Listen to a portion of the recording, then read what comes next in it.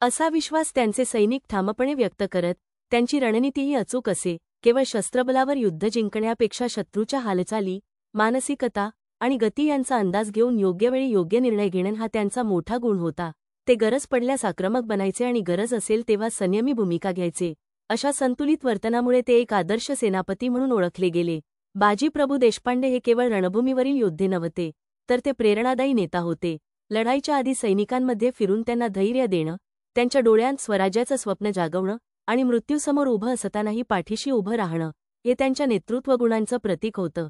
पावनखिंडीतील युद्ध त्याच्या शौर्याचं आणि नेतृत्वाचं सर्वोच्च उदाहरण ठरतं. 300 सहस्रांश मावळ्यांनाच घेऊन हजारोंच्या सैन्यासमोर त्यांनी रणभूमीत उभं ठाकणं ही गोष्ट केवळ तलवारीच्या ताकदीवर शक्य नव्हती.